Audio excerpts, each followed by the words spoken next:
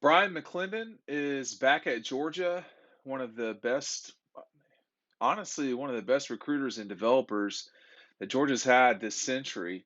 Bryan McClendon back at Georgia from his time at Oregon and then Miami, I think briefly. He was at Carolina for about a 4 year stretch, 5 year stretch, and then with Mario Cristobal.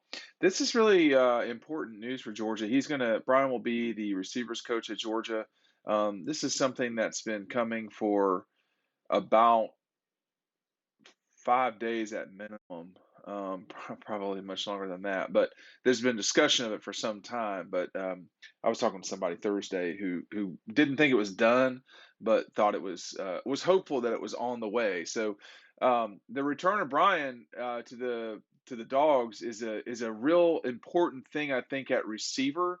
And I think that there's some hope there that there can be some more consistent recruiting at that position. If there's one spot that Georgia's sort of getting out recruited, and maybe it's being harsh, but at the upper levels, it was at receiver. So let's just see what happens now with Bryan. Hey, look, while I've got your attention, make certain you're getting DAWGSTRUCTION. We are getting over a lot of people are buying the book, and with good reason.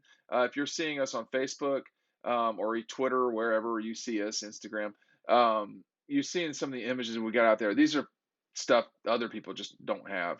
Just being honest, doesn't make it better. Just saying that they don't have it. So make sure that you're getting DAWGSTRUCTION today.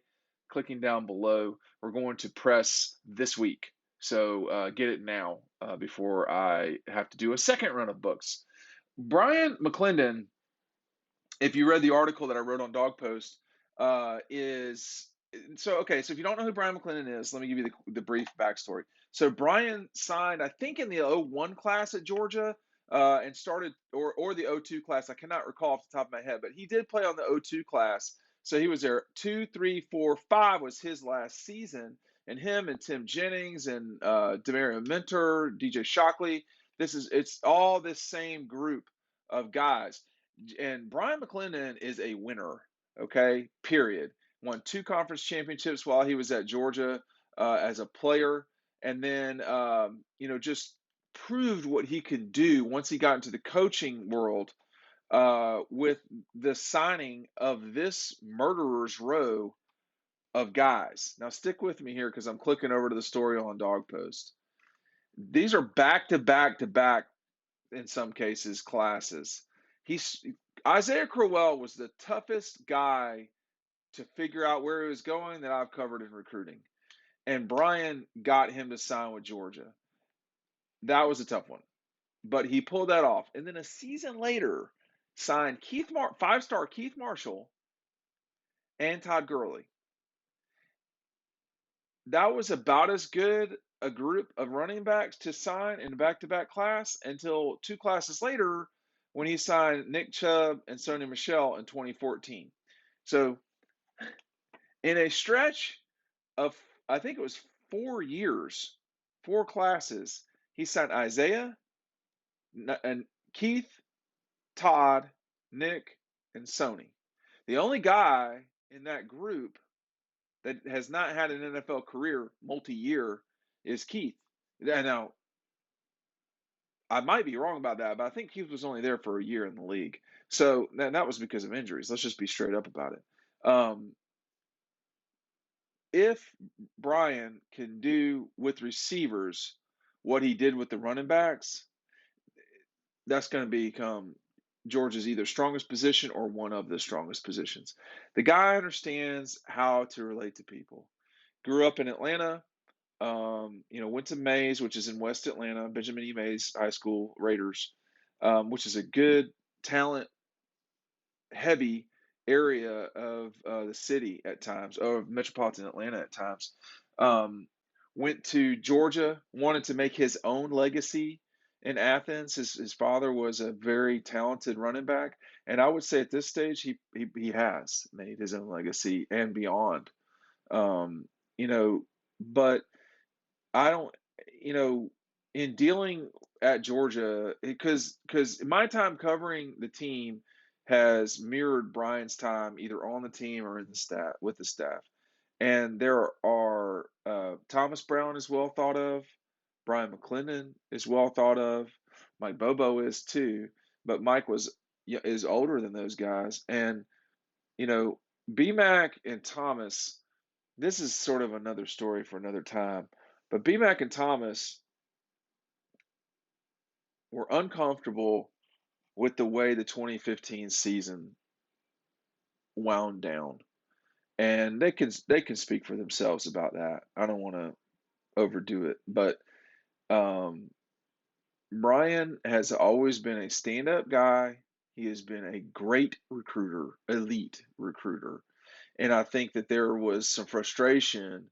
Um, Frustration is probably a strong word. Georgia felt like they could do better a little bit on the receiver front, and now they'll get a chance to with Bryan. We'll see. I mean, there's no certainty. Bryan coached the receivers his last season at Georgia, which was a mess, and not because of him. The other thing about Bryan, we've twice seen now that he has been the interim head coach at a place where coaches have left, which was one as Mark Richt was let go, and then when Mario Cristobal left Oregon, he was the head coach for Oregon in their bowl game. So that shows that the staff but the athletic director understands who a leader is in that group. Bryan's going to be a head coach one of these days. I don't know when and I don't know where, but him and Thomas both are going to be head coaches. Um, but you look at the receivers, it's there. I mean, Blaylock, Rosemary Jack Saint, Smith's got to get healthy. You got McConkey, Mitchell. Um, there are some holes to fill. With Eric Gilbert, that's something that that's going to take time. And now you've got someone else new coming into this situation. But um, I think for Georgia, the addition of Bryan McClendon, I think I've repeated this a lot of times. There's not much better fit than Bryan McClendon at Georgia. He's been a very good fit. Now, with all that said, guys like Dell McGee, Bryan McClendon, who are on this staff, Dell, Bryan, they're going to get head coaching opportunities at some stage. Where those places will be, I don't know. But Bryan is a college head coach. He's just not a college head coach yet. And to have that in your arsenal for Kirby, who is now a head coach, and you could see Kirby was going to be a head coach. You could see Bobo was going to be a head coach. To have another guy with the strength and the character strength of Bryan and with the competence of Bryan. A lot of times what you miss in coaching is not that I mean, like guys like Joe Cox. A lot of these are former Georgia players: Joe Cox, Christian Robinson, Thomas Brown, guys that have gotten into coaching. These are good men. They're not always in great competent areas as it relates to the staffs they're on. So Bryan has been able to take competence over time and execute. But it's been tough in certain spots. I mean, obviously at South Carolina, that was a tough situation. Okay. But uh, he's always been a stand up guy. He understands how to talk to recruits. He has developed guys. Um, I mean, Todd Gurley was a monster. Okay. But you got to handle as an assist as a position coach having these guys in your room. Todd Gurley, okay, Keith Marshall, Nick Chubb, Sony Michelle. They were all in his room all at the same time. I mean, and they were extremely productive. They just didn't have an unbelievable passing game to go along with them.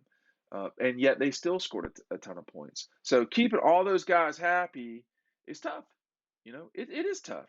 So I think Bryan is the perfect fit for the position Georgia's in right now. And I expect a recruiting upgrade from Bryan McClendon. I got nothing but good things to say about Bryan. He's outstanding. And I don't personally know him, just for the record. I do not personally know Bryan McClendon, but I'm just going to tell you, I know a lot of people that do, and this is a very good fit for the Dogs. Make certain you're picking up the book. We'll see you over on the website.